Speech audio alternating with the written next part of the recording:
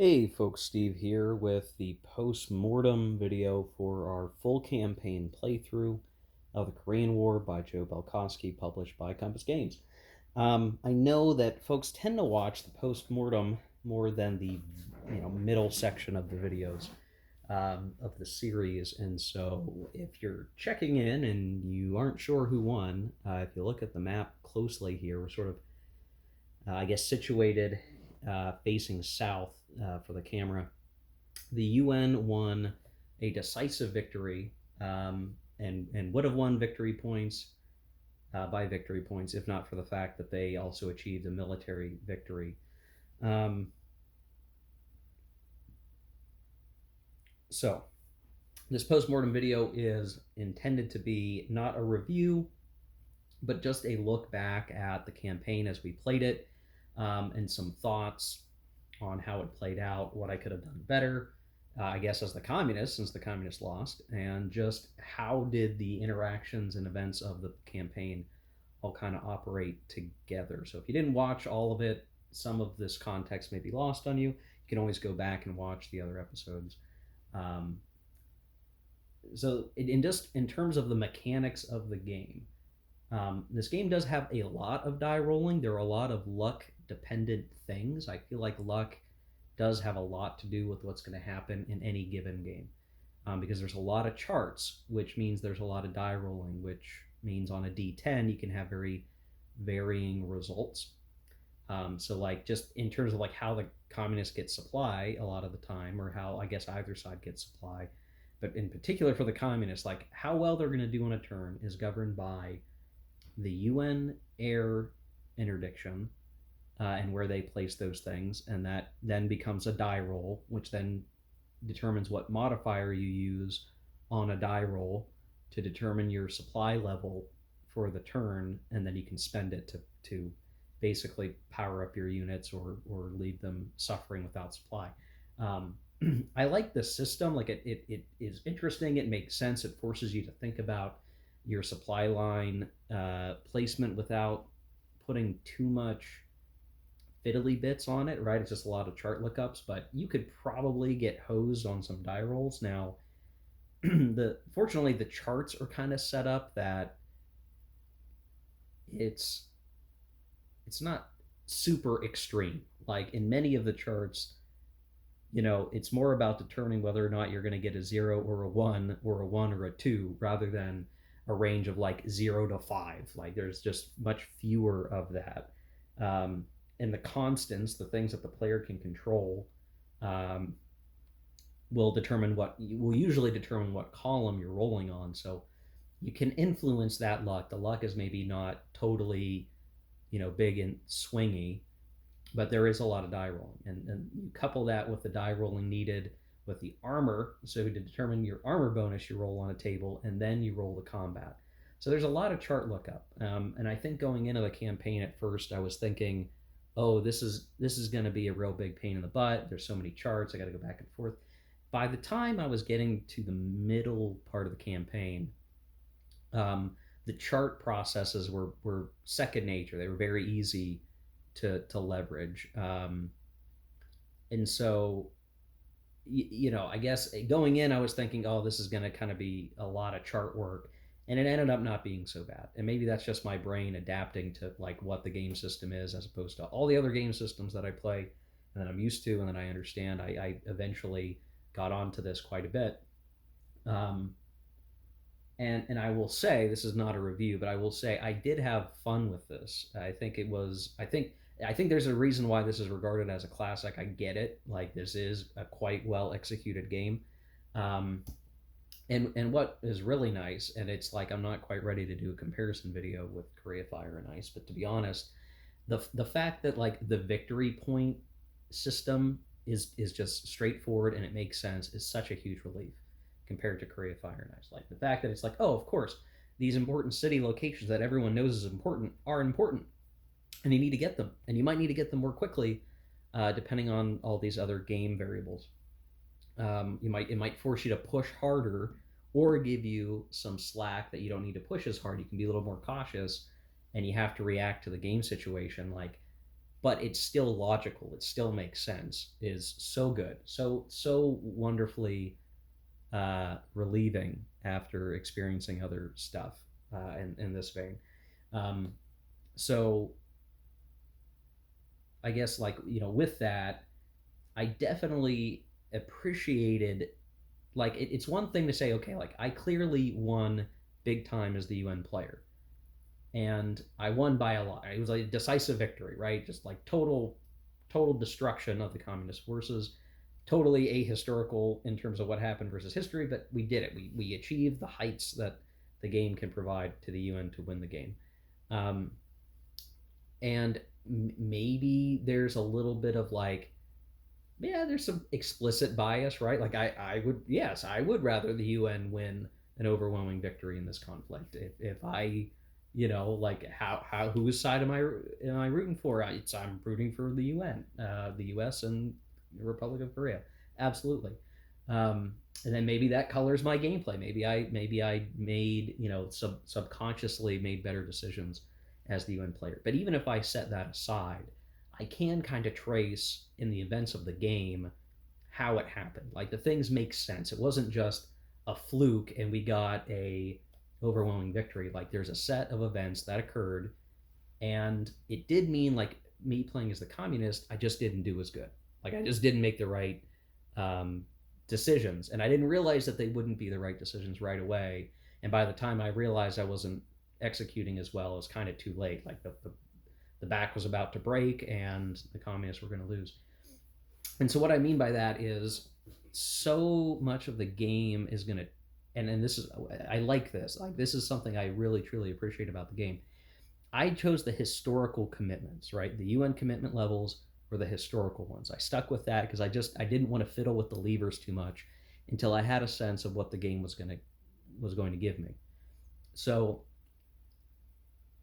because of that, I had a lower destabilization value throughout the campaign, and because of that, and again, I mean, crazy luck, insane luck. I don't even know. Like the tension level went up once. When I read AARs, after action reports on forums and stuff for this game, whether the classic edition or the deluxe edition, I see people having like these different levels of tension because they just get tension over time. The other events happen, they increase their commitments a lot, and you get these games where like the tension's 3 or they're 4, and it's like, oh, that's quite a lot. But you don't have a direct control because the die roll is still a part of it. So you could get kind of unlucky and get a lot of tension. You could get lucky and not get much tension like we had in our game, or maybe you have an average result and you're sitting at like tension 2 or 3 um, by the end of the game. And then that tension level is going to drive the aggressiveness of the UN side once they've gotten go. Like this is after they've broken the Pusan perimeter and have done some sort of naval invasion to throw the communists off balance, right? They have to do that. The early game is the defense, the preparation, and then the counterattack. And once you do that, how fast you go is going to be determined by the tension. And it's kind of weird like that. Like if there's more tension, then there's this greater need for the UN to seize territory so that they're going to be in better shape at the negotiating table when some sort of armistice or peace treaty is signed, or halting of hostilities, however you want to look at that, right? Because I think technically South Korea is still at war with North Korea today. Any which way you want to look at it, if it's higher tension, then you want to be that, and it almost feels like it should be the inverse, but it's like the more tension there is, the farther the UN has to go to maintain enough victory points to win, right? If tension is too high, the 4 times the tension level loss could basically make it that like you won't have enough victory points to win the game. Even if you control, let's say you controlled all of South Korea and you were getting 22 victory points a turn from that, but you were losing 12, let's say, because tension got up to 3, or something, um, you would only get 10 victory points per turn. And that's not enough to win the game. You are going to have to invade North Korea. You're going to have to go beyond the 38th parallel. And so I think what that will do is that it sort of meters your approach, and you have to kind of decide what you want to do. And it allows the UN player to kind of decide. They can throttle it, right? If I said if I was playing again and I was doing the I was just doing the open game where I get to pick what I want to do. I could have said like, okay, like max intervention, really high rules of engagement, really high mobilization. We're going balls to the wall. Like, okay, but then you need to you're basically aiming to get an outright victory, or you think you're gonna be doing very, very, very, very well and capture a lot of victory points to achieve victory by doing all of that. Like that's the opportunity cost. You're gonna pick the high risk, high reward versus maybe the lower risk and maybe tighter reward, or smaller reward, or marginal victory. I don't know. In our case, right, our it sort of just played out well for the UN, where um, it felt like they were behind schedule. They were still trying to catch up in South Korea by the time the Chinese intervened, with at least limited, and then very shortly after there was the full Chinese intervention. So the choice of going north, like whether to stop and halt for a little while and try to like hope that the Chinese don't intervene and rack up some victory points that way, that could have played out a little bit, right? Like if we didn't have any tension and there's nothing causing us to lose victory points, 22 victory points is pretty good per turn. Like that's pretty reasonable. That's pretty good. Um, but then the Chinese intervened, and it didn't make sense to try to hold, at Seoul or at the 38th parallel against the onslaught of units. It was better to defend up. So we went forward. We were able to grab a couple more victory points, or at least one more, which gave us some help.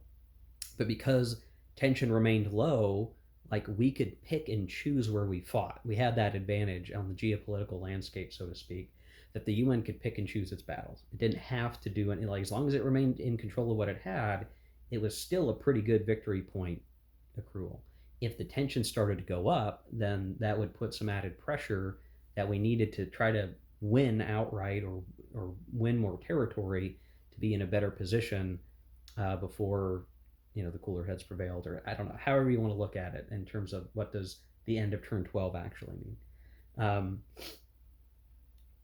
So that was kind of interesting. So for us in this campaign, the UN forces were fighting basically an advanced defense, to get out, and knowing the Chinese were coming, they wanted to get us, like, put South Korea as far behind them as they could to defend, and pick where they were going to defend, or pick their line, even if it wasn't the best one, because there's so much flat territory over here.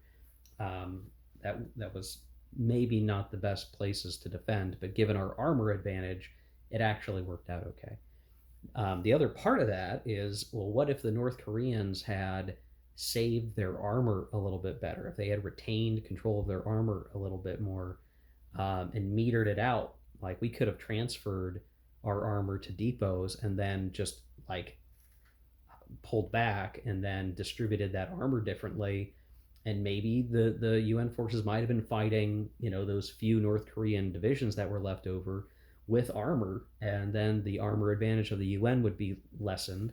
And when the Chinese would be coming, they would at least have a little bit of armor support, rather than in this game where they basically had no armor support. They had no armor at all. There's like one armor asset on one division, and it was trying to guard Pyongyang, and that was kind of it by the time the Chinese were coming down in full force. So in our given game position, it was like we only had to engage and push if we wanted to at our leisure.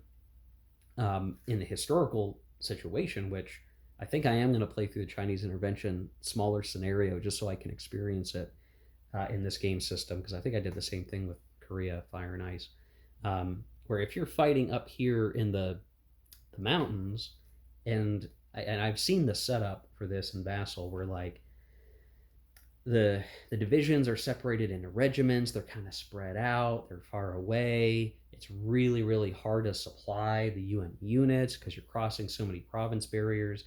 So your die roll for your depot sucks, and you're going to be lucky to get any supply points to spend at all. Like, I could definitely see where if we were in that game position, we had tried to move up that far, that when the Chinese come in, they just totally are obliterating UN units. And if they obliterate them bad enough and they're all being reconstituted, or for the South Korean divisions just removed from the map, like, yeah, then you have this big run down the roads down to Seoul, where, by the time the action phases have passed and some of these units are starting to come back, yeah, the communists probably are knocking on the door to Seoul, or have maybe taken it, and you're fighting in South Korea again. And then the UN player is not getting as many victory points. Depending on the tension level, they're getting even less victory points, and the communists could win by holding Seoul and just kind of keeping the UN from making many more advancements. Because while those units are reconstituting, even when they come back on the board, they're not in a good position. They kind of have to spend action phases to get moved in and get set up. And in this game, for sure, the side that is in good position and can afford to do entrenchments, or have the enemy come to them, have a weaker attack, and then, if those units are fresh, counterattack with an all-out attack, is better. So, if that simple, like, if the communists ever had that opportunity to really punch the UN forces hard in the face, like happened historically, or I'll describe it that way. You can contest that, but that would have bought them several action phases of action where they could have been swooping down the peninsula and just having a cascading advantage where the UN would be fighting tooth and nail to come back. But because we were basically already set up, over here, and we're pretty happy with where we were at, and we were doing well on tension, like, the UN didn't have to put themselves at risk.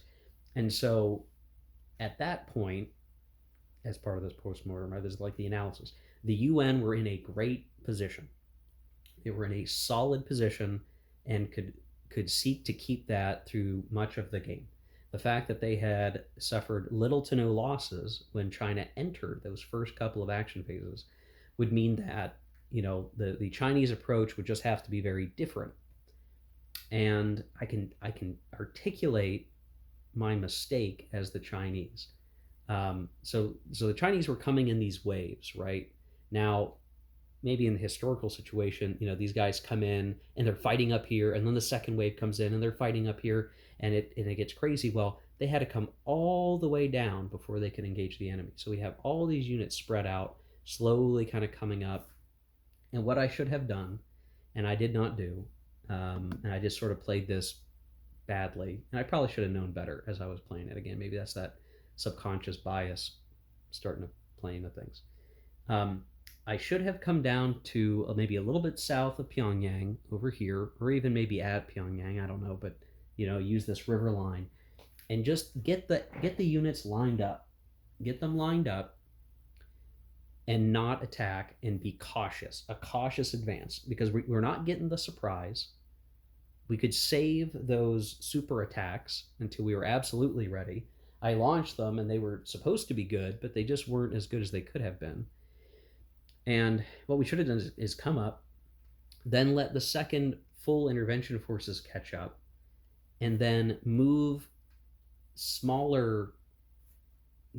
smaller bits together, so you had a less of a chance for a few attacks to fail or get retreats pushed back, and then have all these opportunities for the UN forces to kind of swoop in and rip apart divisions individually, being defeated in detail. And what I did not do, and I should have done, was to make it so that they could not have been easily defeated in detail, that they were constantly supported by their peers, all together, even if that means that they're moving up to basically be adjacent to, or like one hex between them and the UN forces, not willing to move right next to them and become fatigued. or something like that. Like there's this some line in my head that exists somewhere around here where they should have come up and stopped, waited for the rest to come up, and then all kind of moved together. And sure, that might have wasted, an action phase of combat, maybe even two, if we were really trying to be ready. But that would have put us in a probably better position to actually conduct the combats than we were actually in at that point. Um, so, it's like if you could turn back time and try to figure out a better way to do it. I think the main problem that would still exist, even if I tried to do that, is that the UN forces are the kings of modifiers in this game. And rightly so. They've got much more combined arms capability. So they are, if they're being attacked and they have a tremendous armor advantage, then that's obviously a very bad negative die roll modifier against their attack. The air support is always going to add some, put some negatives on an attack. So the only way that, any singular North Korean or communist division is going to be able to do damage in the later part of the game is to do an all-out attack for +3 and the wave attack for another +1 to get a +4. But almost always that is going to be offset if the UN player is playing smart and marshaling their air forces carefully. They're only going to use their air on defense, and they're going to instantly take 2 off of any real combat that you're trying, which makes that +4 a +2. Then, depending on terrain or other bonuses, you might have a flat die roll. And I'm going to be honest, I don't think flat die rolls are even worth trying. They are awful. Like, it's very easy to start taking attacker attrition losses on a flat die roll after all modifiers are counted. And I just looking at the game situation, it was like I just can't figure out where there's a good attack that's actually going to do anything for us.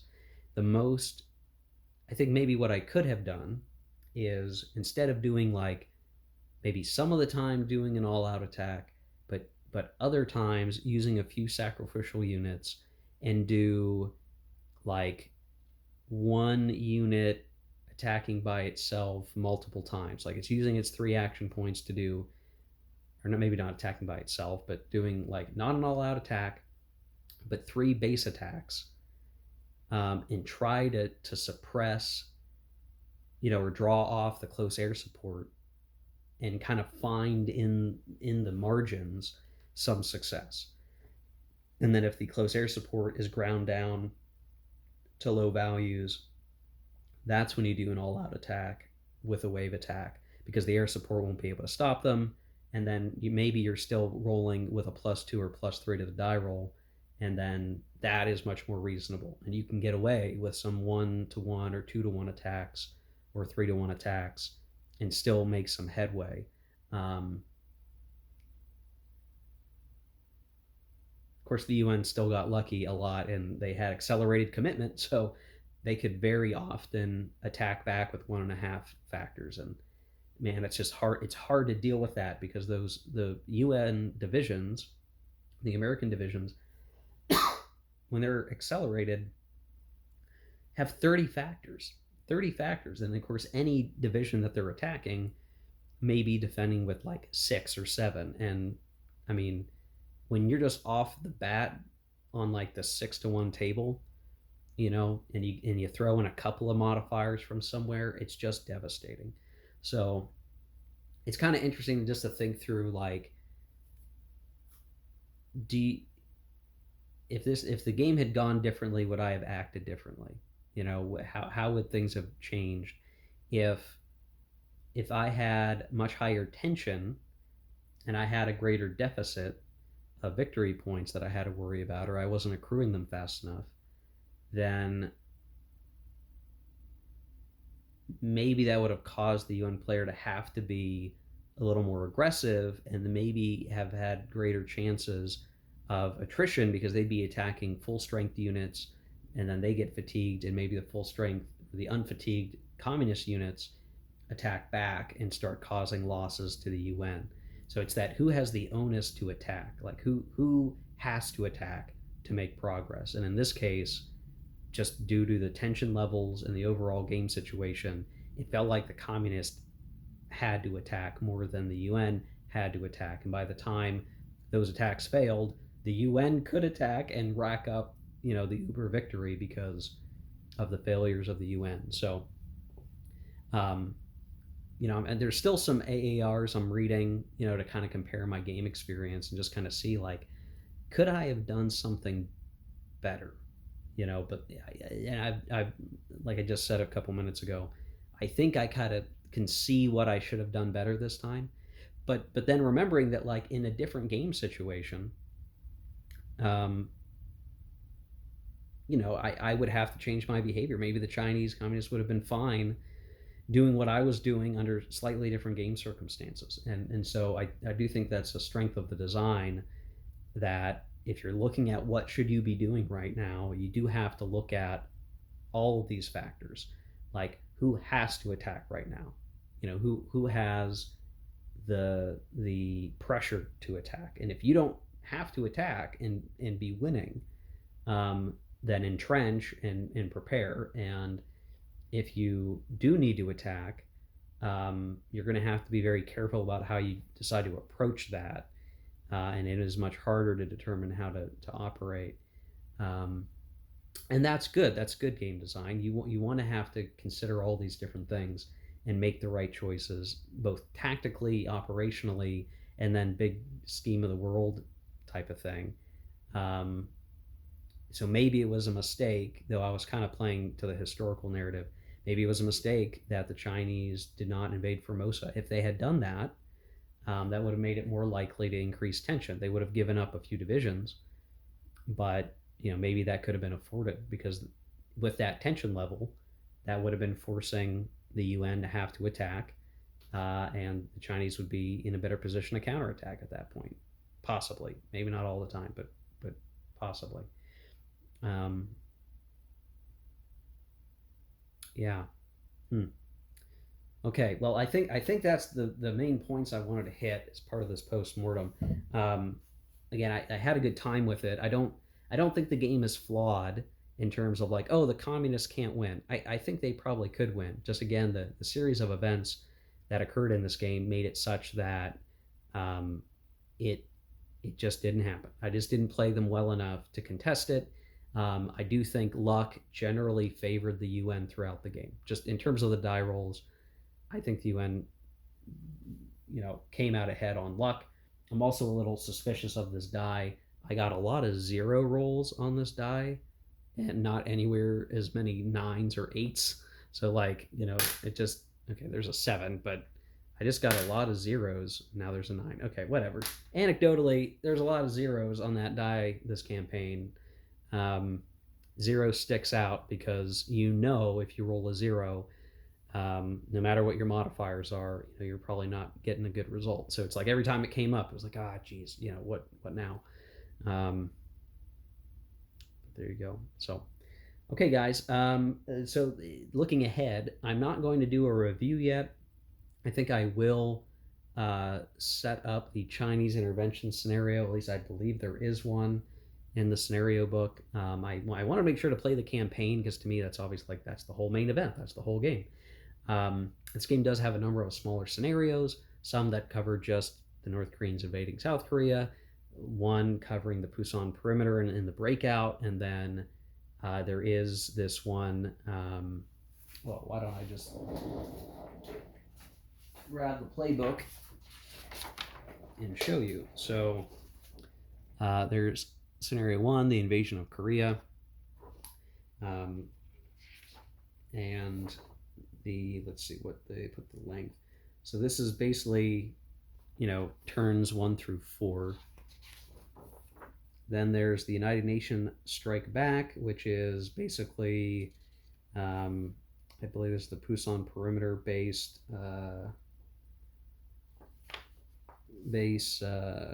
scenario. And this is only a 2-turn scenario, so there's not, you do the Pusan perimeter breakout and maybe the invasion of Incheon, and like that's basically it. And then we have the Chinese intervene scenario, which is the one that I would want to try to try to play through. Now that this one starts with the second action phase of turn 6 and ends at the completion of turn 7. So you're really only getting 3 action phases out of this, which doesn't feel like a lot, but uh, it's probably a fine scenario to try. So I think I'm going to do that. Then there is a scenario for United Nations Resurgent, which covers Ridgeway's stuff. If I'm looking at game length, it's the start of turn 9 and ends at the completion of turn 10. So the last bit of winter. And I think that scenario is just sort of, it's like the late stage slug match at that point, which we kind of already had that in our own game. So what I am very much interested in is seeing how the Chinese intervention can work out with a little bit more of a historical setup. Obviously, that would be, it's going to be a difficult thing for the UN player, but I think the victory conditions and victory points for that scenario, which are not the same as the campaign, would be balanced for just trying to do well in that tough situation. So it'll be a little bit here, guys, before I get that set up, because I have just this whole disaster of counters all over my table and somewhat disorganized, because as I got playing, I just sort of tossed counters out of the way.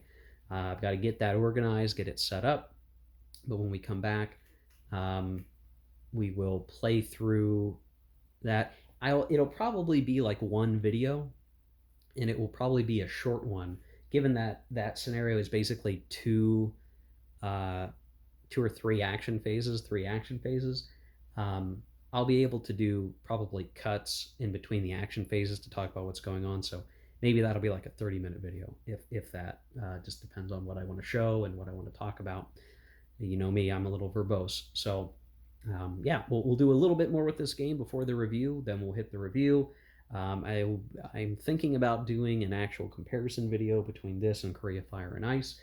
And then we'll play some other games. So yeah, thanks guys. Thank you for watching.